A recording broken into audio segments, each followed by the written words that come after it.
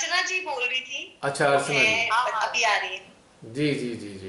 भैया हम ये कह रहे हैं हाँ जी। तो ये वैक्सीनेशन की बात करी और उसके साथ जो ये टेस्ट हो रहे हैं ना, उसका जीता जागता उदाहरण जहाँ पे हम हैं वो हम जहाँ पे हैं तो ये जगह जो है भूटान से बिल्कुल मिली हुई है। हाँ जी। तो इस समय मंजर ये है कि 1 साल से भूटान का गेट बंद है, टोटल लॉकडाउन। हम्म वहां पे एक चिड़िया भी पर नहीं। हम्म और इसके पास जो एरिया है वहां भी है। और यहाँ पे जहाँ पे हम रह रहे हैं यहाँ पे टेस्ट। तो लास्ट ईयर भी जब पूरी जगह इतना ज्यादा मातम छाया था, यहाँ चारों तरफ है, तो यहाँ पे बिल्कुल मंगल, तो यहाँ टेस्ट है ही नहीं। हम्म तो जो टेस्ट करवाने जाते हैं वो निकल के आते हैं तो वो घर में रह जाते हैं। हम्म लास्ट ईयर जिस बिल्डिंग में हम रह रहे हैं तो यहाँ 16 फ्लैट, हम लोग को पर व्यक्ति को यहाँ जो कोरोना बता रहे हैं उसी तरीके से सब कुछ हुआ। और अभी भी पूरी दुनिया में जहाँ कोराम है यहाँ बिल्कुल मंगल है, क्योंकि यहाँ पर टेस्ट ही नहीं है। टेस्ट करवाने के लिए आप निकल के जाएंगे तो आपको कोरोना होगा। अगर आप टेस्ट नहीं करवाते हैं तो जैसे सर्दी जुकाम है वैसे सब घर में रह रहा है। बिल्कुल। वो जे जो नाम है ये तो टेस्ट की देन है, बाकी कुछ नहीं है। और टेस्ट भी फॉल्टी है। 10% टेस्ट फॉल्टी है, ये 10% से ज्यादा ये गलत देता है रिजल्ट। तो उसमें कुछ कर ही नहीं सकते। एक चीज भैया, एक मेरे अंदर प्रश्न आ रहा है कि माँ की मर्जी के बिना एक पत्ता नहीं मिलता। हाँ जी। जो ये इस समय ये चल रहा है, हाँ जी। तो उसको हम क्या समझ? आपको दिमाग से समझने की जरूरत ही क्या है? क्यों समझने की जरूरत है ये सब बातें? हमें तो केवल एक बात समझनी है कि अपनी सुरक्षा करनी है, अपने साथ वालों की सुरक्षा करनी है। इससे ज्यादा समझने की जरूरत नहीं। और जो षड्यंत्रकारी हैं उनको उनके मुकाम तक पहुंचाना है अटेंशन वर्क से। इतनी इतनी गूढ़ बात अगर समझना चाहते हैं तो हम सबको चाहिए अपनी आत्मा को समझें पहले। आत्मा को समझते ही ये बातें समझ में आ जाएंगी। अभी तो मानसिक स्तर से कैसे समझेंगे? How will you understand? आप अपनी आत्मा के साथ जुड़ने का अभ्यास बनाइए, अपने आप समझ में आ जाएंगी बातें, अपने आप ऑटोमेटिकली।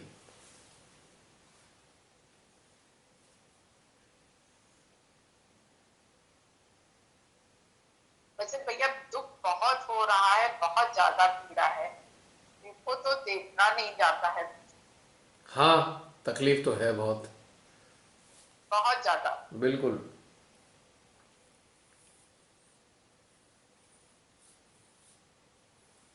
स्थिति और जो खराब भैया है। आज का ध्यान हुआ हाँ तो वो जी। तो लग रहा था कि जैसे हम चाह ही रहे थे कि इस तरीके से हम लोग वर्क करें, और सच में वो उतनी जल्दी ही घटित हो रहा था।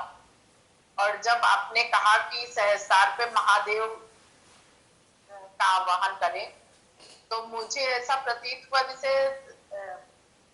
महादेव जी बैठते हैं समाधि में ना, तो एक फायर सा मुझे श्री चरण लगे कि मेरे ऊपर बिल्कुल ठंडे ठंडे। हाँ ठीक है। जब आभास देखिए ऐसा है ना, जब हम उन पे चित रखेंगे तो आभास तो देंगे ही ना भाई। आपकी आंखें जिधर देखेंगी वो दृश्य दिखाई देगा ही ना। तो ऐसी आभास है उनका। नहीं भैया, दृश्य नहीं दिखाई। मैं दृश्य की बात नहीं कुछ कर दिखा रहा। नहीं। आप मेरी बात समझे नहीं अभी। मैंने तो उदाहरण दिया है, एक एग्जाम्पल है कि जिधर हमारी आंखें देखेंगी वो दृश्य देख पाएंगे हम। तो जब हमारी चेतना और चित्त जिनको आभास करना चाहते हैं तो आभास तो देते ही है ना। वो कोई काल्पनिक तो है नहीं, सत्य है ये बात। अब तो ये सत्य ही है। वो तो पिक्चरों वाला समय तो खत्म हो गया। पिक्चरों में ऐसे भगवान अवतरित हो जाते थे, ऐसे दिखते थे। अब तो साक्षात कनेक्शन है आपका। आप जहां चित्त डालते हैं, जिस देवता पे डालते हैं वो आभास दे देते हैं। तो क्या उसमें, वो तो हो गई आभास। आइज वाला तो मैंने उदाहरण दिया है, इट्स ए एग्जाम्पल। भैया जब कल्कि का आवाहन किया ना, कल्कि का, तो जो टारगेट बना रहे थे ना, तो जिससे लग रहा था बिल्कुल ज्वाला जैसी निकल रही, बिल्कुल मतलब एक गर्मी का भी एहसास हो रहा था कि इससे ज्वालाएं निकल रही। हाँ, तो क्यों नहीं, जब आक्रोश है, नाराजगी है, क्रोध है अन्याय के खिलाफ, तो फिर ज्वाला ही निकलेंगी। वहां कौन सी ठंडी ठंडी लहरें आएंगी?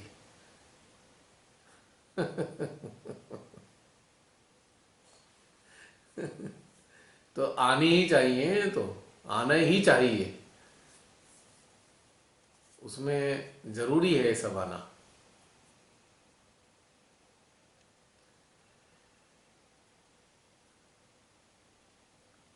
भैया कहीं कहीं महसूस ये होता है कि इन लोगों ने कोई वायरस का छिड़काव तो नहीं करवा दिया, कि जहां जहां ये हो रहा है वो इतना ज्यादा है कि वो। मुझे ये बताओ, आप मुझे कोई ये बता दे कि वायरस की एग्जिस्टेंस कहाँ है, मुझे तो दिखाई नहीं दे रही। जो पेशेंट दिखाई दे रहे हैं वो कार्बन डाइऑक्साइड के पीड़ित दिख रहे हैं, वो रेमडेसिवियर के खाने वाले दिख रहे हैं, वो फेविपिराविन के खाने वाले दिख रहे हैं, हाइड्रोक्लोक्सिन के खाए हुए दिख रहे हैं। अब जो उसके आफ्टर इफेक्ट आ रहे हैं, जो खाई हैं इन्होंने दवाइयां भर भर के, जो अभी भी लगवा रहे हैं रेमडी, उनके पेशेंट हैं ये। कोरोना पेशेंट तो मुझे एक भी नहीं दिखा। पॉजिटिव आया है, देखिए सुनिए, कोरोना पॉजिटिव है, पर पेशेंट कहाँ है? आज जो लोग मर रहे हैं ना, वो संक्रमित है ही नहीं, वो तो अंदर से जो उन्होंने गड़बड़ की है, उल्टी सीधी दवाई खाई है, वो दिखाई दे रहे हैं मरने वाले। और जो संक्रमित है, सुनिए, जो संक्रमित हैं उनको बुखार चढ़ा हुआ है, बस खाली फीवर है और कुछ नहीं है, वो घर में बैठे हैं। या उसके साथ साथ ना जो जिनको मिल नहीं रहा है ना, मेडिकल सुविधाएं मिल नहीं रही हैं, जिनको चाहिए, जिनका मतलब ऐसा है कि क्रिटिकल केसेस है, उनको सुविधाएं नहीं मिल रही हैं बिल्कुल, वो भी बहुत ज्यादा जा रहा है। मैं वही तो आपको बता रहा हूं, इन्फेक्टेड पर्सन तो घर में बुखार लिए बैठे हैं, लेकिन जो आफ्टर इफेक्ट है, मास्क के आफ्टर इफेक्ट वाले, 1 साल से मास्क लगा लगा के जो बुरी हालत हो गई इनकी, उसके बाद जिन्होंने रेमडेसिविर जैसी जहरीली दवाइयां खा ली, जो पूरी दुनिया में तो बैन है और यहां धड़ल्ले से बिक रही हैं और लगवा रहे हैं लोग, उनके आफ्टर इफेक्ट वाले हैं हॉस्पिटल में, उनके क्रिटिकल केसेस हैं। मैं तो अपनी एक सिस्टर से ही मिल के आया हूं, मैं तो अभी परसों अपनी सिस्टर से मिल के आया हूं, बिल्कुल पास में बैठ के उससे बातचीत करके आया हूं। उसको 7-8 दिन से ये संक्रमण हुआ है उसे, बहुत दिन से। उसने अपने आप को आइसोलेट कर रखा था। उसके पास गया, उसे सांस वाली चीज सिखाई, उसे कैंडलिंग सिखा के आया, पास में बैठ के बिना डरे। अभी परसों ही तो मिला हूं।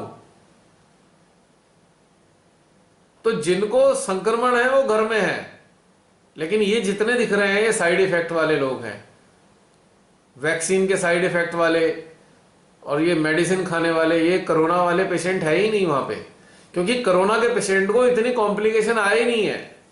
सो कॉल्ड कोरोना वाले पेशेंट तो समझ लो एक जो फीवर है, फ्लू है, उससे संक्रमित है। तो जो उससे संक्रमित है उनको इतने कॉम्प्लिकेशन नहीं है, लेकिन जिन्होंने ये सब खा लिया है दवाइयां ववाइयां, वो बहुत गंभीर कंडीशन में है। लेकिन क्या कर रहे हैं, बड़ी चालाकी के साथ हर मरने वाले को कोरोना का पेशेंट बता रहे हैं। ये किसी की किडनी जा रही है, किसी की किडनी गई, किसी का लीवर गया, किसी का हार्ट कोलैप्स हुआ, उसको सब कोरोना में। क्योंकि आरटीपीसीआर टेस्ट पॉजिटिव बता रहा है। बस पॉजिटिव बताने का मतलब इतने क्रिटिकल कंडीशन नहीं है। अगर कोई पॉजिटिव हो जाता है तो उसकी ऐसी कंडीशन नहीं होती है। इसकी जो ट्रीटमेंट कर रहे हैं गलत, उसके कारण क्रिटिकल कंडीशन हो रही है उनकी। ये समझने वाली बात होगी आपको। नहीं, वैसे भैया जनता ही बेवकूफ है। हाँ जी, 1 साल आपने देख लिया कि जो हॉस्पिटल जा रहा है या जो वही मर रहा है, नहीं है, वही मर रहा है, वही आप खा रहे हो। हाँ। और आयुर्वेदिक वाले चिल्ला चिल्ला के कह रहे हैं कि मेरे पास जो आ रहा है वो सही हो रहा है, होम्योपैथिक कह रहा है। ऐसा है, मैं आपको बताऊं, और यहाँ तक आपको मैं बता दूं, एक इसमें पीछे एक भावना काम कर रही है। जिन पे पैसे है ना, उनको पैसे का अहंकार है। वो मेदांता में अपना वो जब वो बेड बुक करा लेंगे, वो फोर्टिस में करा लेंगे कि हाँ हम ठीक करा लेंगे। उनकी मौत हो रही है ज्यादातर। जो गली मोहल्ले में, गली गली में घूमने वाले साइकिल रिक्शा वाले ये लोग हैं, इन बेचारों को कुछ नहीं हो रहा। ये कोरोना पॉजिटिव तो हो रहे हैं पर ये मर नहीं रहे हैं, दे आर नॉट डाइंग। ना ये दवाई खा रहे। इन्होंने किसी मोहल्ले के वैद्य वाले से कह दिया भैया वैद्य जी बुखार हो गया, वो कह रहा है अच्छा भी ठीक हो जाएगा, 2-2 3 दिन में ठीक हो गए। अपने पुराने किसी डॉक्टर से दवाई ले आए, लिक्विड ले लिया, वही पुराना जो फ्लू का होता था उससे ठीक हो गए। लेकिन जो अकलमंद बनते हैं ना, अपने आप को बहुत अकलमंद कि हाँ ये है फला फला, हम उस वाले डॉक्टर के पास जाएं, हम सबसे महंगे डॉक्टर के पास जाए, वो मर रहे हैं वो लोग। फैक्ट बता रहा हूं मैं आपको। जो चुपचाप से किसी होम्योपैथिक डॉक्टर के पास चले गए, भैया होम्योपैथिक दवाई दे दो, वो सही है, आज भी वो जिंदे हैं। आयुर्वेदिक खाने वाले, होम्योपैथिक वाले, वो सब जिंदे हैं। जिन्होंने हॉस्पिटल में दवाइयां खा ली, उनकी क्रिटिकल कंडीशन है आज की तारीख में। और अभी चिंता मत कीजिए, अभी चिंता मत कीजिए, वैक्सीन के जो लिए हुए हैं ना, वो 3-3 4-4 6-6 8-8 महीने बाद, 10-10 महीने बाद अचानक पता लगेगा उनकी किडनी गई। रेमडेसिवियर जो मेडिसिन है, फेविपिराविन है, इसके कंटेंट को हमारी किडनी फिल्टर ही नहीं कर पाती है, बाहर से निकाल ही नहीं पा रही है, इसलिए मर रहे हैं लोग किडनी की शिकायत से। आप एक सीधा सिद्धांत समझ लीजिए, चिकित्सा का एक सिद्धांत होता है। अगर आपको बुखार है और बुखार की आप दवाई खाओगे तो आप ठीक हो जाओगे, तब लगेगी। और आपको है तो बुखार और आप खा रहे हो कैंसर की दवाई, तो क्या होगा? सोचिए क्या होगा। बुखार की कंडीशन में कैंसर की दवाई खाने से क्या हो जाएगा? मरेगा ही ना शरीर, किडनी बैंड बच जाएगा किडनी का, हमारा जो सुरक्षा तंत्र है वो डिस्ट्रॉय हो जाएगा। मतलब पढ़े लिखे मूर्खों की तो मैं हैरान हूं, इतने पढ़े लिखे मूर्ख हमारे यहां हैं, हद हो गई बिल्कुल ही। बड़ा अफसोस होता है, दुख भी होता है जब मानवता चीत्कार कर रही है, लोग मर रहे हैं ना, आंखों में आंसू आ जाते हैं देख के। चाहे वो गरीब मरे चाहे अमीर मरे, लेकिन मर मूर्खताओं से ही रहे हैं। मूर्खता की हुई है, हकीकत बता रहा हूं मैं। चाहे उनके घर वालों ने मूर्खता कर दी अपनी अकलमंदी दिखा के, चुपचाप किसी वैद्य के पास चले जाते, चुपचाप शांति से बिना बताए, हो हल्ला करे बगैर चुपचाप वैद्य जी के पास जाते, ट्रीटमेंट करा लेते, 5-7 दिन में ठीक हो जाते। मेरे संपर्क में कितने ही लोग हैं, उनको मैंने शांति से, कोरोना था उन्हें, मैंने शांति से कहा भाई चुपचाप जाके दवाई खा लो, बताना मत किसी को कोरोना है, ठीक हो गए, कोई दिक्कत नहीं है। जिन्होंने अपनी शान दिखाई ना, ये करा हुआ, वो फंस गए आज इसमें। और जो बहुत ज्यादा डर रहे हैं, उस बहुत ज्यादा डरने वालों का क्या हो रहा है, ब्रेन जो है टॉक्सिन्स रिलीज कर रहा है, और टॉक्सिन्स के कारण उनका सारा सिस्टम में फाइब्रोसिस पैदा हो रहे हैं। आप असत्य को, आप डॉग्ड हो जाओ, यू बिकम डॉग्ड ओवर अनट्रुथ, तो आपकी बॉडी रिवोल्ट कर देगी, डिस्ट्रॉय होनी शुरू हो जाएगी आपकी शरीर। हमारा जो शरीर है सत्य पे चलता है। आप ट्रुथ को एक्नॉलेज करोगे, ये हमेशा प्रसन्न रहेगा। आप अनट्रुथ को जबरदस्ती ला दोगे इसके ऊपर, तो ये बीमार हो जाएगा, ये बात तय है। ये सीधा सिद्धांत है। अरे भाड़ में जाए वायरस, 1000 वायरस आ जाए, क्या फर्क पड़ रहा है? जीवन देने वाला जो है ना, वो इन डॉक्टरों से, इन साइंटिस्ट से, इन षड्यंत्रकारियों से बहुत ज्यादा इंटेलिजेंट है। उसको पता है हमारे शरीर में कौन कौन से तत्व बढ़ाने हैं ऐसी कंडीशन में, वो हमारे शरीर में ऐसे ऐसे एलिमेंट पैदा कर देगा, ये टटपूंजिए से वायरस जो सारे में घूमते हैं उनको वैसे ही ठीक कर देगा। लेकिन यदि हमारा समय आ गया है एक्सटिंक्ट होने का, तो हम मरेंगे, हमें कोई बचा नहीं सकता, और मौत का कारण कोई भी हो। लेकिन जो डर के मर रहे हैं, बस वो तो उनकी मर्जी है, वो तो खुद ही मरना चाहते हैं, ये बात तय है। डर के मारे सारे उल्टे उल्टे काम कर रहे हैं। क्या बताऊं, ऐसी स्थिति हो गई है, कहाँ तक उन्हें समझाएं, लोगों को अब समझाना ही बंद कर दिया।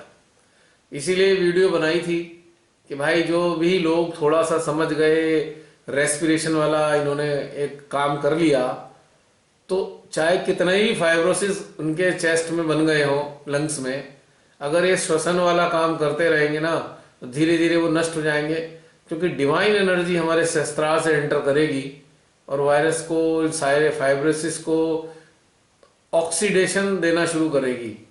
यही शक्ति तो ऑक्सीजन को बनाती है। हमारे वातावरण में जो ऑक्सीजन है या एयर है, कौन पावर बना रही है? अपने आप से थोड़ी बन रही है ये सारी एयर, कोई पावर बनाती है ऑक्सीजन। और जब वही पावर हमारे अंदर जाएगी, जो पूरे धरती पर ऑक्सीजन दे रही है, वो हमारे शरीर में भी ऑक्सीजन पैदा कर देगी। इसको मनुष्य समझ नहीं सकता, तो ठीक कर देगी। तो इसलिए ये वीडियो बनाया था कि भाई जो भी निराश लोग होंगे या जो घर में बैठे बैठे भी ऐसा कर लेंगे तो उनको बड़ी राहत हो जाएगी। तो यही है बहन, क्या बताएं। और एक बात और बताने जा रहा हूं आगे। आज तो इन्होंने कहा है कि वैक्सीन लगवा लो, और ये नहीं प्रचारित किया, ये लोगों को मीडिया में नहीं बताया है, इसकी कार्यकाल केवल 6 महीने का है वैक्सीन का। 6 महीने के बाद ये काम नहीं करेगी। अभी इन्होंने एक नाटक करना शुरू कर दिया है, वायरस म्यूटेंट हो गया है, अब दूसरी वैक्सीन मंगा रहे हैं, अब आप दूसरी वैक्सीन लगवाओगे। उसके बाद कह देंगे एक और इसमें चेंज आ गया है, अब तीसरा स्ट्रेन आ गया है, फिर चौथा स्ट्रेन आ गया है। पता लगेगा आप हर महीने डॉक्टर के बैठे होंगे और वैक्सीन लगवा रहे होंगे आप हर महीने। और उसके बाद क्या होगा, जब वैक्सीन लगा लगा के भी थक जाओगे, अगर जिंदे रहे तो एक नई चीज ले आएंगे निकाल के, अब उसके चक्कर में फंसे रहो। तो यह तो ऐसा है, मकड़ी का जाला है वैक्सीनेशन। एक बार आप उसमें फंसे तो आप इस लायक बचोगे ही नहीं कि आप इससे बाहर निकल सको। आप डाइंग इंस्टिंक्ट के साथ तैयार हो जाओ कि या तो मरेंगे या वैक्सीन लेंगे, बस। जो जबरदस्ती वैक्सीन लगाना चाहे उससे कहे भाई तू हमें गोली मार दे, हम सड़ सड़ के नहीं मरना चाहते, हम अस्पतालों में दम नहीं तोड़ना चाहते, तू हमें गोली मार दे, बस खत्म, हमें वैक्सीन नहीं लगवानी। जो मरने को तैयार है, जो अपना सीना तान के खड़ा है कि भाई तू हमें मार, हम वैक्सीन नहीं लगवाएंगे, उसके आगे फेल है, इनके बस की नहीं है वैक्सीन लगा दें। क्योंकि इन्हें पता है जो मरने को तैयार बैठा है, हो सकता है वो हमें भी मार दे जबरदस्ती करने पे। मरने का डर तो सबको होता है। भाई मुझे मरना ही है, मैंने तय कर लिया है। एक आदमी ने कहा अच्छा मैं गोली मार रहा हूं, मैं कहूंगा ठीक है भाई एक चांस तो ले लेता हूं, तेरी पिस्तौल छीन के मैं तुझे ही मार दूं पहले, ये तो मैं कर ही सकता हूं ना। भाई वैक्सीन लगवाने से अच्छा तो गोली खा के मर जाओ, बढ़िया है। आत्महत्या मत करो, कोई हमें मार दो, हमारी ऐसे ही लिखी है, पर सड़ सड़ के एड़ियां रगड़ रगड़ के अस्पतालों में दम तोड़ो, इससे क्या फायदा है। और जो टेक्निकल चीज मैंने बताई कि हमने वैक्सीन के रूप में चोर को अपने अंदर तक घुसा लिया है और उसे शक्तिशाली बनाकर हमारे सारे गहने ले गया, पैसा ले गया, अब हमसे ज्यादा ताकतवर अमीर हो गया है। तो वो क्या करेगा, हथियार खरीदेगा, गोला बारूद खरीदेगा, अब और उल्टे काम करेगा। तो यही हाल हम कर रहे हैं बड़े खुशी खुशी से। प्रकृति की एक बात हमें अच्छे से अपने अंदर आत्मसात करनी चाहिए, जिसने हमें पैदा किया है उसने हमारे ही शरीर में सारी चीजें डाली हुई हैं। बस हमें क्या करना है, दैनिक जीवनचर्या का पालन करना है, सरल तरीका रखना है, खान पान में भी सरल तरीका रखना है और आचरण में भी सही रखना है और ईश्वर के साथ कनेक्टेड रहना है। बाकी उनकी मर्जी, इससे ज्यादा हम कुछ कर नहीं सकते। अब ये भी करेंगे, भैया ये नहीं कर सकते वैक्सीन लगवा, हमने कहा नहीं करने के, तुम हमें वैसे ही मारना चाहते हो, लो भैया हम तो घर में बैठ गए, रोटी देने वाला हमें घर में भी रोटी दे देगा, पर हम वैक्सीन नहीं लगवाएंगे। बस भाई क्या करेंगे, हमें अधिकार छीन लेंगे, हमारी फैसिलिटीज छीन लेगी गवर्नमेंट अगर वैक्सीनेशन नहीं करा, ये नहीं करा। हमारे पास भी 1000 रास्ते हैं भाई, अगर हमें बचना ही है तो भाई सर्टिफिकेट बनवा लेंगे हम वैक्सीनेशन की, क्या दिक्कत है, वो तो बहुत आसान काम है भारत में। जब इतने बड़े बड़े पदों पे बैठ के इतने भ्रष्ट लोग हैं, तो बेचारे छोटे छोटे लोग तो भ्रष्ट भ्रष्ट वैसे ही हैं, उनको क्या रोटी नहीं मिल रही उन्हें। ले भैया ले, 1,000 रुपये वैक्सीन दे दे, हमें लग गई, हमारे दे सर्टिफिकेट, हमें लिख के दे दे कार्ड। आई एम सॉरी इस पे मैं बोल रहा हूं ये, पर जान बचाने के लिए करना पड़ता है। और इतना मैं बोल भी दूंगा ना, गवर्नमेंट को पता भी लग जाएगा, तब भी गवर्नमेंट की औकात नहीं है इसे रोक सके। क्योंकि उन्हें पता है हम ही इतने बड़े भ्रष्टाचारी हैं, हम ही भ्रष्ट हैं, तो हम कैसे रोक लेंगे इसे। और सबसे बड़ी बात है, इसमें बेईमानी थोड़ी है, हम अपनी जान ना बचाएं, हमें जान बचाने का अधिकार है अपनी, और हमें अपनी स्वतंत्रता से हम कौन सी दवाई खाएं, ये अधिकार हमारा है। ये हमें गवर्नमेंट नहीं बता सकती हम कौन सी दवाई खाएंगे। ये हमारे अधिकारों की हत्या करना हुआ। भाई हम नहीं खाते, मैं मान लीजिए मैं एलोपैथिक दवाई नहीं खाता, जब भी कोई दिक्कत आएगी मैं आयुर्वेदिक खाता हूं, तो कोई गवर्नमेंट का आदमी आके कह ले तू ये एलोपैथिक खा, नहीं करती मेरे को सूट, तो मेरा अधिकार है, मैं नहीं खाता दवाई। ये ऐसी वैक्सीन ले ना ले, this is our right, nobody can force us. जो फोर्स करेगा या तो हमें मारेगा या खुद मरेगा, बस। अगर आपने इतने मजबूत हो जाओ कि बस ये वाली शर्त, ये शर्त है, या तो हमें मार दे वरना हम तेरे को मार देंगे, तब जाके जान बचेगी आपकी। अब बड़े बड़े अधिकारी भी आ गए ना पुलिस के, जेल में बंद कर देंगे, नहीं जाते मार दो गोली हमें, तुम नहीं जाते हम तो मैं एक्सट्रीम की चीज बता रहा हूं, वैसे ऐसा होने वाला नहीं है। जो हमारे सर पे जिनका हाथ है ना, वो बहुत कुछ करती हैं। अगर आपने ठान लिया इस षड्यंत्र का हिस्सा नहीं बनोगे, तो 1000 रास्ते श्रीमाता जी आपको दे देंगी जो आप इसमें शामिल ही ना हो पाओ। आपने आज तक ठाना कि आरटीपीसीआर टेस्ट नहीं कराएंगे, कितनी स्टेजेस आई, नहीं कराया ना अभी तक, ना नंबर, ना ऐसी मुसीबत आएगी कराना ही पड़ेगा, आगे भी ऐसी मिलेगा रास्ता। पर खुद से सरेंडर नहीं करना है, हाँ भैया लगा दे वैक्सीन। मैं तो बिल्कुल ना लगवाने वाला, मर जाऊंगा, मार दूंगा, पर वैक्सीन नहीं लगवाऊंगा, साफ सी बात है। क्योंकि मुझे पता है ना दुर्गति होनी है, खाली इसलिए भी नहीं लगवानी है। देखो दुर्गति की बात चलो छोड़ो, अरे हमारे अधिकार को तुम छीन रहे हो, किस बात पे छीन रहे हो तुम हमारे अधिकार को? तुम हो कौन, तुम्हारी औकात क्या है? हमारे खाने पे भी तुम्हारी नजर, हम क्या खाएं ये तुम बताओगे, हम कैसे रहें ये तुम बताओगे, हम ट्रीटमेंट कौन सा ले ये तुम बताओगे। अरे अनपढ़ो गंवारो, तुम सत्ता में बैठ गए हो, मूर्ख हो, हैं? तुमने लोगों को गुलाम बना लिया अपने पैसे के जरिए, ताकत के बल पे। तो हम थोड़े तुम्हारे गुलाम हैं, हम स्वतंत्र भारत के स्वतंत्र नागरिक हैं और सदा स्वतंत्र रहेंगे। हम तुम्हारे गुलाम नहीं बन सकते, तुम कुछ भी कर लो, तुम हमें गुलाम नहीं बना सकते, ये बात तय है।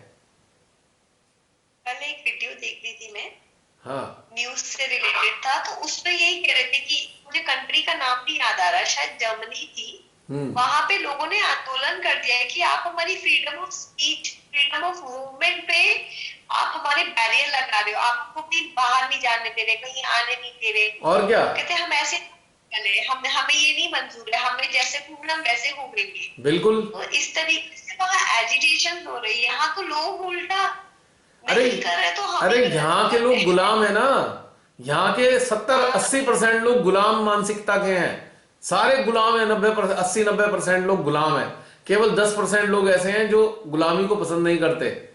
सब गुलाम है यहाँ के लोग, इसलिए मरगिल्ले, बिल्कुल लद्दड़ स्वार्थी लोग ज्यादातर यहाँ पे मैंने देखे हैं।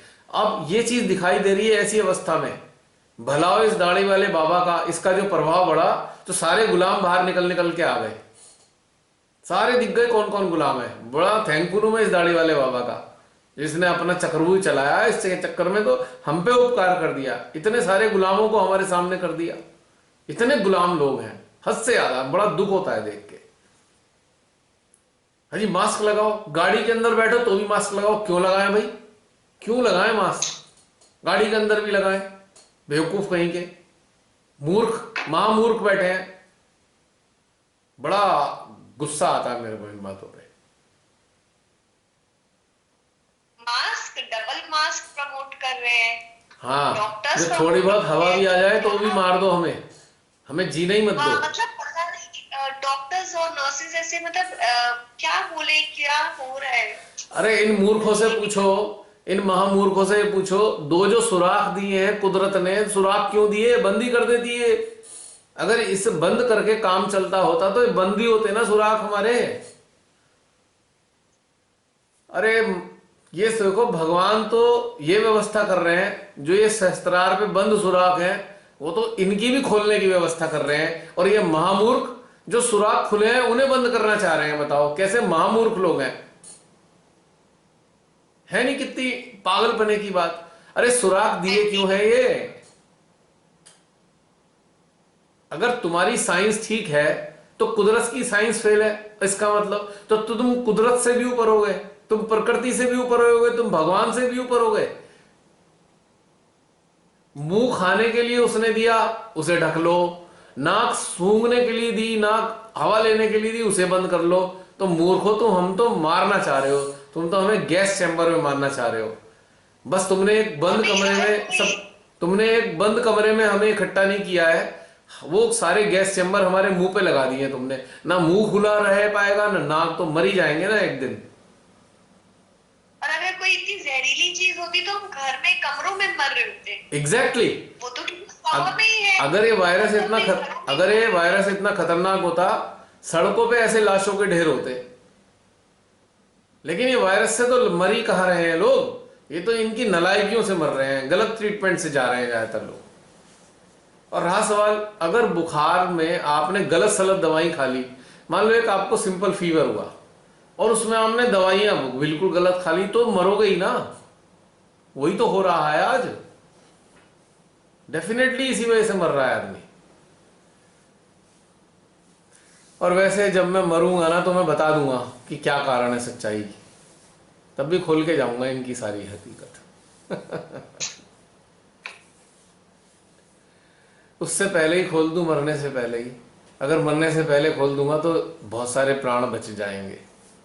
खोल दिया, समझ लो इस बात को, आज जो बताया है।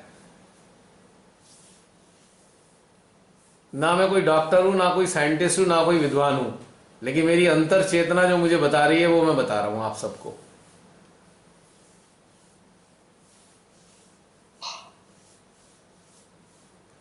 जब भी याद रखना, फिर दोहरा रहा हूं, जैसी वैक्सीन की बात हो जाए तो एक कहानी याद कर लेना, चोर वाली। समझ सही में आ बात जाएगी है। कहानी। ये तो इसको तो क्रॉस ही मारा हुआ है। सवाल ही नहीं उठता। लोग कह रहे हैं और जी जॉब नहीं करने देंगे, भाड़ में जाए जॉब। अरे तुम्हारी जान चली जाएगी तब कैसे जॉब करोगे? तुम क्या बच जाओगे वैक्सीन लेने के बाद? कुछ दिनों बाद सड़ोगे तुम हॉस्पिटल में, तब जॉब कर लोगे, तब भी तो परिवार छूटेगा तुम्हारा। तो आज संघर्ष कर लो ना अपनी जीवन के लिए। आज अपने सर्वाइवल के लिए संघर्ष करो, सत्ता से टकराओ, मूर्खों से टकराओ, षड्यंत्रकारियों से टकराओ। शक्तियां तुम्हारे साथ हैं, क्यों सरेंडर कर रहे हो इन नालायकों के आगे?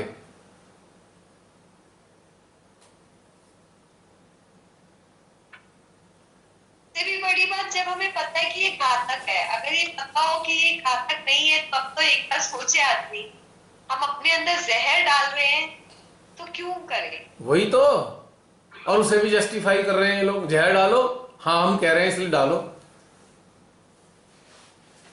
मेरा तो दिल करे है, जो ये कह रहे हैं ना दाढ़ी वाले बाबा और ऐसे इनके महान लोग, सारे मिलके चिपट जाओ, इनके 10-20 वैक्सीन एक साथ लगा दो इनके। क्या तुम देखो अमर हो जाओगे, 10-20 वैक्सीन लग के तुम अमर हो जाओगे, इतने एंटीबॉडीज बन जाएंगे तुम्हारे अंदर। एक साथ लगा दो, सही हो जाएगा काम, एक दिन आएगा नंबर। संसद भवन पे लोग चढ़ेंगे वैक्सीन लेकर, पहले तुम्हारे ही लगाएंगे सारे सांसदों, तब तुम्हें समझ में आएगा।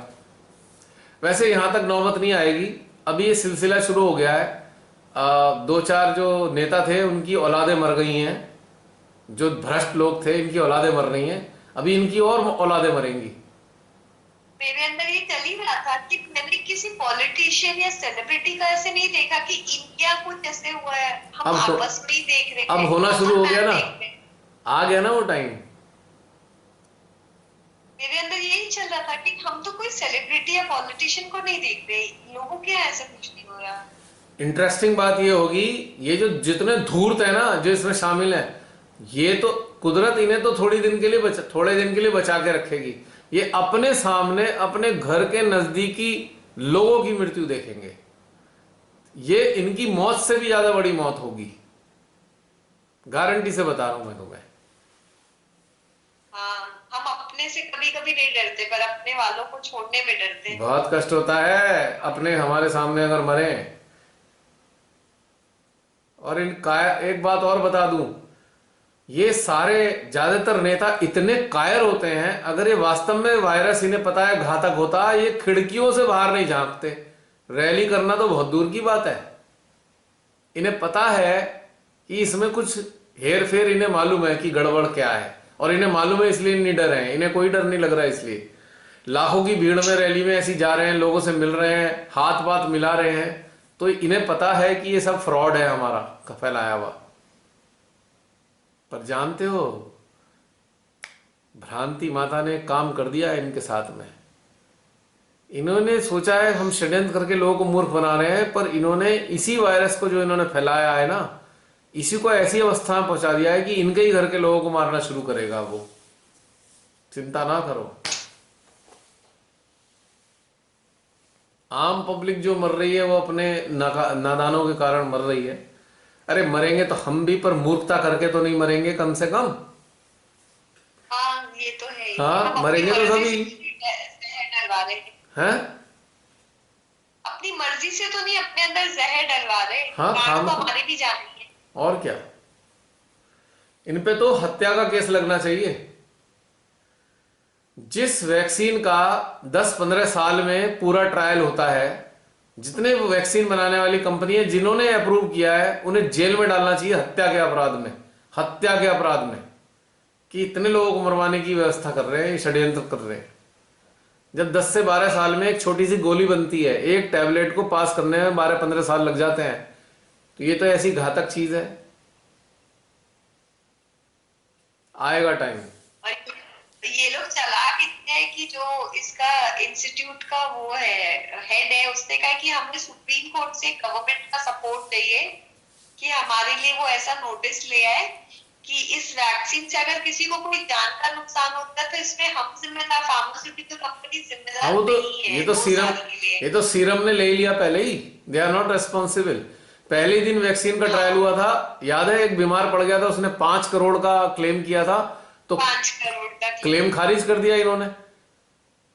ओके, ये नहीं मुझे पता था। ये मुझे पता था कि वो पूना वाला क्लेम खारिज कर दिया था ना, खारिज कर दिया था, क्लेम नहीं दिया, क्योंकि इन्होंने वो पास कर दिया है। बाहर की जो विदेशी कंपनियां हैं ना, उनका पास नहीं हुआ है, ये उनको हर्जाना देना पड़ेगा। लेकिन यहां वालों ने करा लिया, क्योंकि एक महाभ्रष्ट आदमी सत्ता में बैठा है, वो तो कुछ भी कर सकता है ना। इससे ज्यादा भ्रष्ट तो धरती पे ही कोई आदमी नहीं है। लोग तो कह रहे हैं, हिंदुस्तान में मैं कह रहा हूं धरती पे इन लोगों से ज्यादा भ्रष्ट आदमी नहीं है। ये तो हर स्तर पे भ्रष्ट है। कुछ लोग तो पैसे में भ्रष्ट होते हैं, ये तो जितने भी फील्ड हैं उन सब में भ्रष्ट हैं ये लोग। ये हैं ही नहीं ऐसे। दुनिया के महाभ्रष्ट लोग आज हमारी सत्ता में हैं।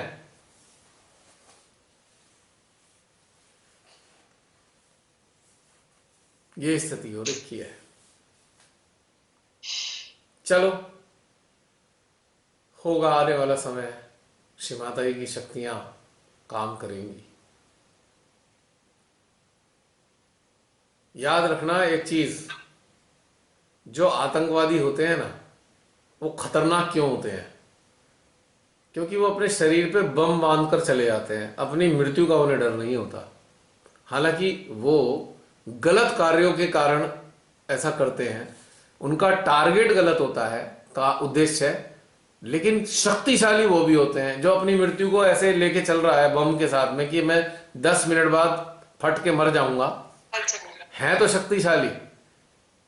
तो समझ लीजिए ना, उसी इंस्टिंक्ट हमारे अंदर भी वही है। आज हम भी उतने ही शक्तिशाली हैं, क्योंकि अपनी मृत्यु से नहीं डरते और इनके अत्याचारों से तो बिल्कुल नहीं डरते। जीत पूरा जम के मुकाबला करेंगे इनके अत्याचारों का, और जो शक्तियां श्री माता ने दी हैं जम के उनका इस्तेमाल करेंगे। बस ये ठान लो अपने अंदर, क्रांति का समय है ये, और क्रांतिवीर हमारे अंदर बैठे हैं। हम कमजोर नहीं हैं, हम वही क्रांतिवीर हैं जो 1947 से पहले 90 साल तक लड़े। हम सब वही हैं। आज और ज्यादा शक्तियों के साथ, आज वो भी अगर जागृत ना होते, अगर उनमें जागृति ना होती, तो शहीद होने वालों में से नहीं थे। वो भी कायर, कमजोर, लाचार, मजबूर बन के कहते हैं हमारे बस की नहीं है, हमारा परिवार है, वो भी यही सब बात कह रहे होते। जिन्होंने अपनी आहुतियां दिया है ना, वो बहुत शक्तिशाली लोग थे, और वो कहीं ना कहीं जागृत थे। अगर वो जागृत ना होते तो अपनी आहुति ना देते। तो हम सब वही क्रांतिवीर हैं, जागृत हुए हैं, माँ ने शक्तियां दी हैं, आज दोबारा अपने शरीरों में मौजूद हैं। हम सब वही हैं, कहीं से कहीं तक उनसे कम नहीं है। तो समझना होगा अपने आप को, और इसलिए कंप्रोमाइज तो करना ही नहीं है। इसलिए इस अन्याय के आगे तो झुकने का मतलब ही नहीं। हमारी शरीर की मृत्यु का कोई महत्व नहीं है। आज मरे, कल मरे, परसों मरे, पर हम अन्याय का सामना करेंगे, अन्याय नहीं होने देने के अपने साथ में, और औरों के साथ भी नहीं होने देंगे, चाहे हमें किसी भी लेवल में फाइट करनी पड़े। और ये जो दाढ़ी वाले बाबा है ना ये सारे, और ये जिनके धूर्त लोग, इनकी औकात नहीं है हमें टच करने की। जैसे ही हमें कुछ करने की कोशिश करेंगे, सारी शक्तियां इनको मुर्गा बना देंगी, उल्टा टांग देंगी चमगादड़ बना के। श्री माता जी की बातें भूल गए कि पहले संतों को सताया जाता था, आज तुम्हें कोई सता नहीं सकता। याद करो श्री माता जी ने क्या कहा। हमें अपने लिए तो वो हिम्मत और स्टैंड तो लेना ही पड़ेगा। हम अपने लिए पहले खड़े होंगे, फिर उसके साथ ही हमारे साथ शक्तियां एक्टिव होंगी। एक कहावत है ना, एक कहावत है डू और डाई। इस डू और डाई में एक चीज और मैंने जोड़ दी, डू और डाई और किल, खत्म। जंगल वाला, जंगल का एक सिद्धांत होता है, जंगल का एक सिद्धांत है, एक जानवर दूसरे को खाता है तो बचने वाला जानवर कई बार खाने वाले जानवर तक को मार देता है, जबकि वो शक्तिशाली होता है खाने वाला। कई बार ऐसा होता है। डू और डाई और किल। हम हिंसक नहीं हैं, हम अहिंसक हैं। हमें ये तो स्वीकार है हमें कोई गोली मार दे, पर कोई हमें वैक्सीन लगाए तो हम किल कर देंगे जबरदस्ती। हमारी स्वतंत्रता को कोई छीनेगा तो हम हत्या भी कर सकते हैं, ऐसे समझो, इस तरीके से समझ सकते हैं हम। हालांकि हमें कोई गोली बंदूक लेके नहीं किल करना है, हमारे पास शक्तियां हैं, हमें खून बहाने की जरूरत नहीं है। पहले से ही हमारे पास बहुत शक्ति दी है उन्होंने। अरे ये सारे लोग मिलके हमें मारना चाह रहे हैं, हमें गुलाम बनाना चाह रहे हैं, हम खुशी खुशी गुलाम बनने दें अपने आप को। आज एक वैक्सीन, कल को दूसरी वैक्सीन, परसों तीसरी वैक्सीन, आने वाले समय में चिप लगा देंगे हमारी बॉडी के अंदर। हम क्या गुलाम हैं इनके, रोबोट हैं इनके? यही प्रोग्राम हो रहा है। अदनान सामी ने अपने चिप लगवा लिया है कोरोना को डिटेक्ट करने वाला। ये सारे में उड़ गई बात ये, यानी कि हमें रोबोट बनाना चाहते हैं लोग। आज के समय में सारे राक्षस हमें रोबोट बनाएंगे। तो डू और डाई तो वाली बात तो लानी पड़ेगी आने वाले टाइम में। आज नहीं लाओगे कल लाओगे, अपनी संतानों के लिए लाना पड़ेगा आपको। या आपकी संतानों के साथ आपके सामने करेंगे तो क्या करोगे? सोचो जरा थोड़ी देर के लिए। नहीं करेंगे बर्दाश्त। हम किसी को कुछ कह थोड़ी रहे हैं, हम अपनी स्वतंत्रता में अपने घर में अपने भारत में जी रहे हैं। हमें जीने भी नहीं दोगे तुम। बाहर निकलेंगे तो पैसा लूटोगे, मास्क के नाम पे पैसा लूटोगे, गाड़ी के नाम पे चालान काटोगे, सब लूटे ही जा रहे हो, लूटे ही जा रहे हो। कैसे लूटने दें अपने आप को हम? कभी तो विरोध करना पड़ेगा, कभी तो संघर्ष करना पड़ेगा। कहां तक संघर्ष नहीं करोगे? तो ये वाली बात समझनी है 100%। मरगिल्ले, कायर और कमजोर लोगों की बात क्या करूं?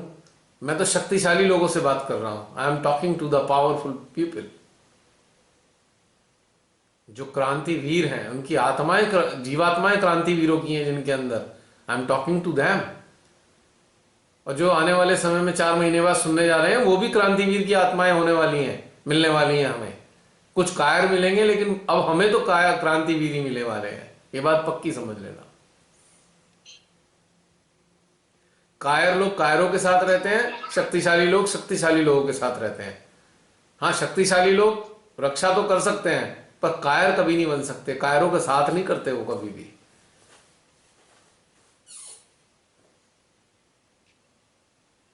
बहुत नाराजगी है मुझे इन लोगों से जो हमारे को गुलाम बनाना चाहते हैं।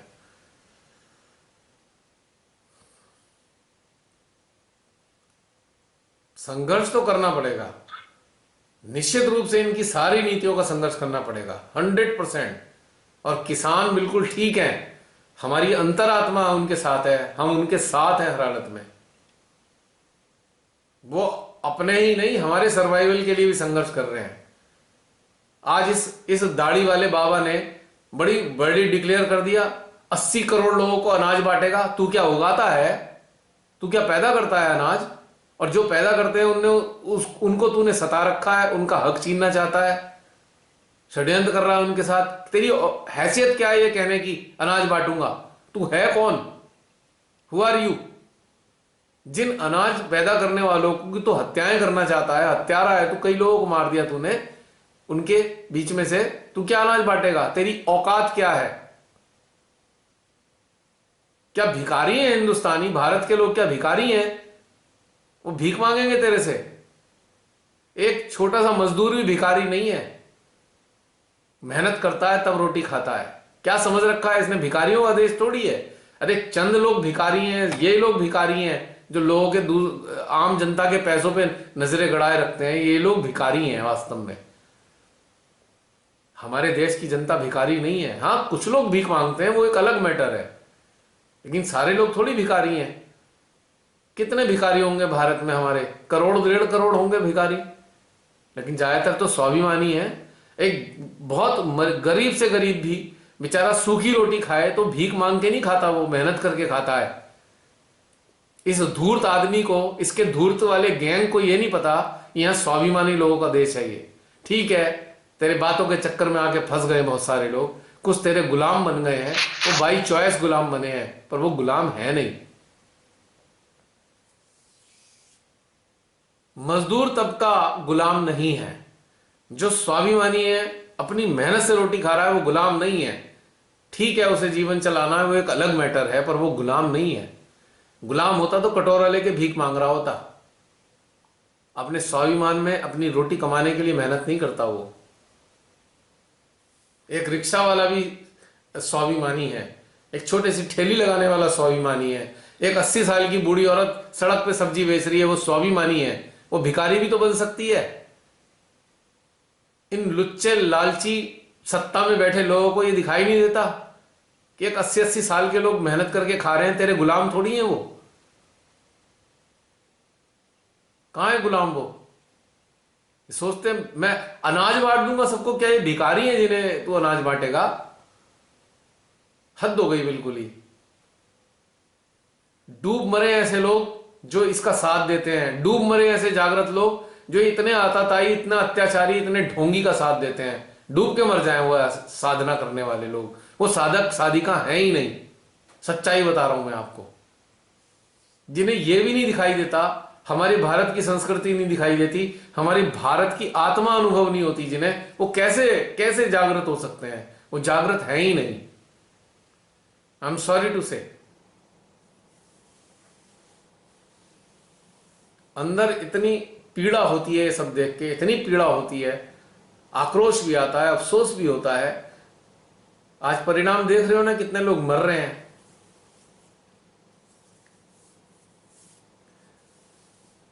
सबसे ज्यादा कायर लोग हैं जिन पे थोड़े से पैसे हैं, ज्यादातर लोग वो कायर हैं। उस पैसे को अपने बचाने के लिए इतना अन्याय करने वालों का साथ दे रहे हैं ना, हद से ज्यादा। पैसे वाला ये सोचता है बस मैं किस तरह पैसे, मेरी कमाई चली रहे, उसे कोई मतलब नहीं है देश से। सबसे बड़े गद्दार हैं ज्यादातर लोग। मैं ये नहीं कह रहा सारे पैसे वाले ऐसे हैं, लेकिन ज्यादातर पैसे वाले एक तरीके से बेकार हैं, किसी काम के नहीं है।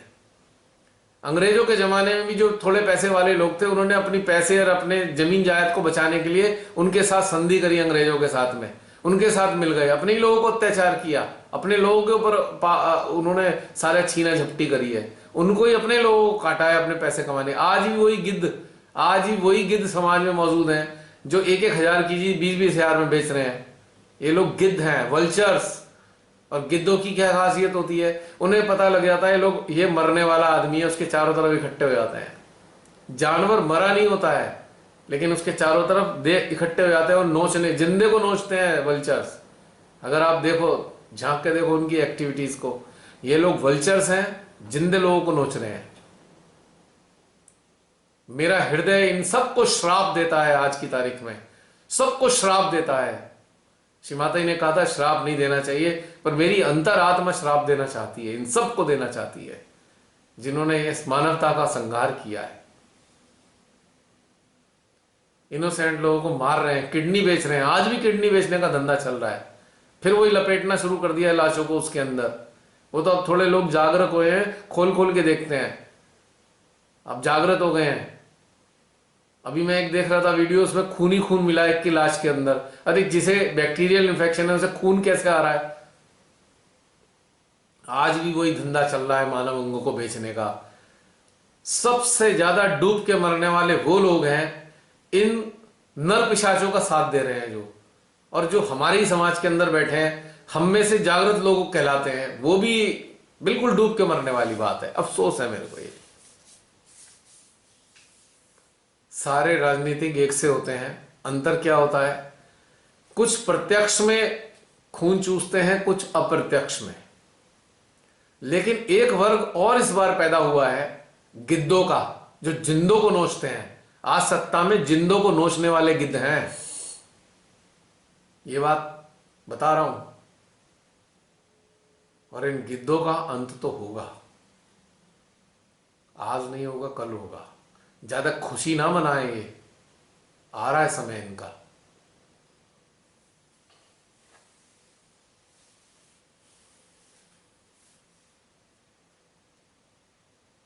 आई एम सॉरी, मुझे इतना अंदर से क्रोध आ रहा है इन सब पे। सहजियों की भाषा में संतुलन में रहना चाहिए। सहजी कहते हैं ना, अरे अरे संतुलन में रहो भाई, सब मां देख लेंगी। मां देख रही है निकम्मों को कि मैंने कितनी मेहनत करी इनके साथ, ये निकम्मे बन के बैठे हुए हैं हाथ पे हाथ रख के, और मेरे पे डाल दिया है मैं ही देखूंगी। अगर मैंने ही देखना होता तो मुझे आत्म साक्षात्कार देने की जरूरत ही क्या थी? क्या जरूरत थी मेरे को? मैं तो ऊपर से ही बिना अवतार लिए ही सारा काम कर देती। संतुलन में रहो, यही तो संतुलन है। असली संतुलन क्या है? अत्याचार देखकर आपको क्रोध आए तभी तो आप संतुलन में हैं। अत्याचार के बावजूद भी आपको क्रोध नहीं आ रहा है तो आप असंतुलित हैं, आपका संतुलन गड़बड़ है। यही तो संतुलन है असली। अन्याय अत्याचार को देख के क्रोध आना ही चाहिए, धधकनी चाहिए क्रोध से, हमारे हृदय की लपटें उठनी चाहिए, इसमें अंगार बरसने चाहिए हमारे अंदर ऐसे दुष्टों के लिए। यही तो संतुलन है। अगर सूरज के अंदर हाइड्रोजन के विस्फोट हो रहे हैं और इस विस्फोट से उसका ताप 4000 5000 डिग्री से भी ऊपर जा रहा है, उस ताप के कारण वो ग्लो कर रहा है, उस ग्लो से कई सारे जीवन चल रहे हैं, तभी तो संतुलित कहलाएगा सूर्य। अगर वो ग्लो ना करे, उसके अंदर विस्फोट ना हो, तो जीवन कैसे चलेगा आगे का? धरती पे तो मर जाएंगे लोग अगर प्रकाश ही नहीं आएगा, उसका गर्म ताप ही नहीं आएगा, उसका सब्जियां नहीं उगेंगी, उसके ताप से ही तो फसल पकती है। तो ये वही विस्फोट है, जैसे सूर्य के अंदर होते हैं वैसे ही विस्फोट मेरे अंदर भी होते हैं। और वैसे सत्य प्रहरी के हृदय में ऐसे विस्फोट होने चाहिए सूर्य जैसे, तभी तो संतुलन कहलाएगा। सूर्य का संतुलन तभी है जब वो ताप दे। और जागृत जो प्रहरी हैं, योद्धा हैं, उनके अंदर अन्याय के प्रति, अत्याचार के प्रति, गुलामी के प्रति आक्रोश क्रोध होना चाहिए। वरना वो योद्धा कहां से आए, फिर तो स्लेव है। तो मेहरबानी करके जो भी संतुलन के लेक्चर देते हैं लोगों को, जरा इन तथ्यों को देख लें जो बताया है अभी, चिंतन करें शांति से, देखें हो क्या रहा है समाज में हमारे। आंख बंद करके नशे में, पिनक में ना रहें, जागृत होके देखें कितना अत्याचार हो रहा है चारों तरफ। पूरी पृथ्वी पे अत्याचार चल रहा है आज की तारीख में, हमारे देश में तो बहुत ज्यादा है। हमें अपने देश के लिए ही नहीं, उस सन की राजाओं के लिए भी कार्य करना है जो दूसरे देशों में बैठ के जनता को सता रहे हैं। हम खाली अपने देश के लिए जिम्मेदार नहीं है। हाँ, अपने देश के प्रति हमारी पहली प्राथमिकता है, जो हमारी धरा है ना, उसके प्रति पहली प्राथमिकता होती है। लेकिन जो प्राथमिकताओं में पूरा विश्व भी है हमारा, ऐसा नहीं है कि खाली एक जगह के लिए ही हम मरने मिटने को तैयार हैं। यहां भी मरेंगे मिटेंगे, वहां के लिए भी मरे मिटेंगे। और हम जैसे लोग सदा से मरते मिटते आए हैं, आगे भी मिटेंगे, आज भी मिटेंगे। लेकिन ये फीलिंग्स हमारी कभी मिटती नहीं है, हर जन्म में, हर काल में दिखाई देती है। हर काल में हमें संघर्ष करना होता है इन लुच्चे लफंगों से, लुटेरों से, आताताइयों से, अत्याचारियों से। तो क्या हो गया, इस जन्म में भी करेंगे, हमारा तो धर्म ही यही है। एक क्षत्रिय का धर्म क्या होता है? निर्बलों की रक्षा करना, अपनी रक्षा करना। तो क्षत्रिय तो वही है। और एक ब्राह्मण का क्या कार्य है? समाज में सत्य का प्रवाहन करना, सत्य का प्रसार करना, वो ब्राह्मण का कार्य है। वैश्य का क्या कर्तव्य है? कोई भूखा ना सो जाए ये देखना, कोई भूखा ना मर जाए आस पड़ोस में, ये वैश्य का कार्य है, भोजन की व्यवस्था करना। शूद्र का क्या कार्य है? कहीं गंदगी फैल ना जाए उसे साफ करना। तो सोचो, हम तो वही सब हैं, सारी चीजें हमारे अंदर उन्होंने स्थापित की हैं परमेश्वरी ने।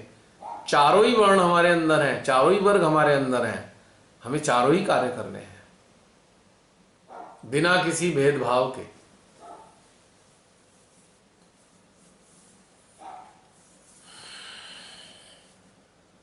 चलो, बहुत गुस्सा गुस्सा हुआ।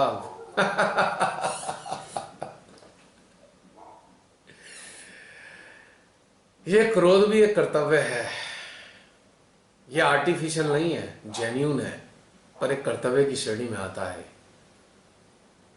इस क्रोध के साथ कार्य भी होता है। अगर ये क्रोध ना हो तो आप कार्य ही नहीं कर सकते। अगर सेना बॉर्डर पे बैठी है और शत्रु कोई आक्रमण कर रहा है और सेना के भीतर में, हृदय में क्रोध ना पनपे, तो क्या तो हथियार उठाएगी सेना और क्या गोलियां चलाएगी। जो सीमाएं पार करते हैं बिना परमिशन के, उनके प्रति क्रोध होना ही चाहिए, तभी तो हथियार उठाएंगे। कोई कॉज ही नहीं है हथियार उठाने का, तो फिर हथियार किस लिए उठाएंगे? और जब उठाएंगे तो चलाने के लिए ही उठाएंगे, दिखाने के लिए तो है नहीं। हमारे जो रक्षा प्रहरी हैं वो कोई दिखावटी नाटकबाजी करने के लिए नहीं है, वो वास्तव में हमारी रक्षा करने के लिए, अपने प्राण उत्सर्ग करते रहते हैं। तो ठीक है, हम सबके प्राण भी उत्सर्ग हो जाएंगे, क्या फर्क पड़ता है? वो बाहर सीमाओं पे रक्षा कर रहे हैं, हम भीतर में बैठ के रक्षा करने के लिए तैयार किए श्री माता जी के द्वारा। हमें बाहर जाके तलवार भी नहीं चलानी, हमें गोली भी नहीं चलानी। कम से कम अपनी भावनाएं तो ऐसी रख सकते हैं अन्याय और उसके खिलाफ। अटेंशन तो कार्य कर सकती है ना, हमारी अवेयरनेस तो इसके लिए कार्य कर सकती है ना। हमारी सारी इंद्रियां, हमारी सारी ज्ञानेंद्रियां इन अत्याचारों का मुकाबला करने के लिए कार्य कर सकती है ना। हमें कौन से हत्याएं करनी है बाहर से? अगर हम अंदर से भी ऐसा नहीं कर सकते, फिर हम सहजी किस काम के हैं भाई? फिर तो बस जाओ किसी मंदिर में, ढपली राग पकड़ो और भजन गाओ और ठुमके लगाओ, बस इसी के लिए हो, बस लिए जाओ मजे अपनी जिंदगी के। काय को सैनिकों की वर्दी पहन ली, उतारो इन्हें और भांगड़ा करो इस काल में। अगर सैनिक बने हो तो सैनिक का आचरण भी तो चाहिए ना। अब क्या सैनिक अपना मनोरंजन नहीं करते हैं? सैनिक भी खूब मजा करते हैं। जब टारगेट पूरा हो जाता है उनका तो मजा करते हैं। मजे करो, मजा करने को मना किसने किया है? लेकिन यह मौत का तांडव हो रहा है और भजनों पे अगर आप ठुमके लगाओगे तो शर्म नहीं आएगी क्या? जैसा एक धूर्त जलती चिताओं के बीच में उत्सव मनाता है हमारे, देखा होगा सबने उत्सव मनाते हुए धूर्त को। तो वरना फिर इस धूर्त में और ऐसे लोगों में अंतर ही क्या रह जाएगा? जिनको चित्कार नहीं सुनाई दे रही मानवता की, और अपने आप को मजे में आनंद लेने में डुबाए जा रहे हैं, मजे लेने में कि भैया हम ठुमके लगाएं, हम भजन का आनंद लें, तो क्या बताऊं फिर उनको, क्या नाम दूं मैं उनको? जिनको चिंता ही नहीं है देश की या विश्व की या मानवता की, तो उनके लिए बनाए किस लिए गए हैं? सैनिकों का चोला उतारो, नर्तकों और नर्तकियों का चोला धारण कर लो, कौन मना कर रहा है? पर चोला तो सैनिकों का और कार्य उनके, तो क्या फायदा उस चीज से? जब समय आएगा उत्सव मनाने का, मनाएंगे ना, मनाएंगे उत्सव। इन नराधमों का जब सर्वनाश हो जाएगा, जब ये काल कवलित हो जाएंगे, ये चंडमुंड जो बैठे हैं ना, ये शुंभ निशुंभ जो हमारे देश को बर्बाद करने के लिए बैठे हैं, जब इनका संहार हो जाएगा, हम सब मिलकर उत्सव मनाएंगे, खूब ठुमके लगाएंगे, क्या दिक्कत है? पर अभी तो काल संघर्ष करने का है।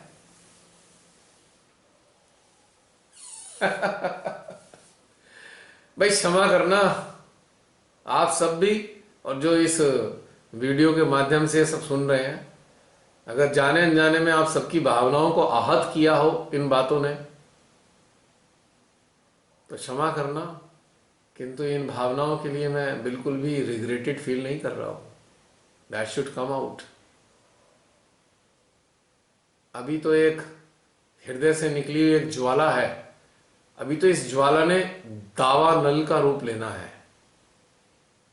जब अनेकों हृदयों की ज्वालाएं मिल जाएंगी तो ये दावा नल में परिवर्तित हो जाएगा, और फिर ये सारी इस नकारात्मकता की सत्ता को जलाकर राख कर देगा। उस दिन की प्रतीक्षा है, उस दिन उत्सव मनाएंगे हम सब। उससे पहले तो प्रण ले लो, कोई ऐसा कार्य नहीं करेंगे, कोई इस प्रकार की खुशी मनाने का ड्रामा नहीं करेंगे। जब तक इनका संहार नहीं होगा तब तक कोई उत्सव नहीं बनेगा। देखो हृदय से कितना मेरे को अंदर से आ रहा है, क्या करूं, आए जा रहा है, आए जा रहा है। What can I do? मैं इसमें शामिल नहीं हूं। श्री माता जी आप जानते हो, you are there behind all such things, all such flow. कोई कहेगा अपनी गलत सलत बातों का सारा वो जो आरोप है मां को मढ़ देता है। भैया तुम खुद ही चेक कर लो, मैं क्या करूं? मैं तो कह ही रहा हूं। चेक कर सकते हो कर लो, आप लोग तो ज्ञानी हो, हाथों पे चेक कर लेते हो, सत्य सत्य चेक कर लो।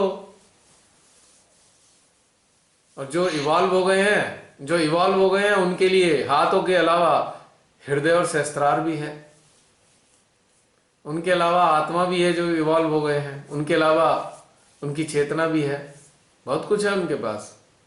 जो केवल हाथ के आगे बंधे हुए हैं तो हाथ से ही कर लो भैया चेक, ये कहां से आ रहा है, जरा बैटरी चेंज कर लो।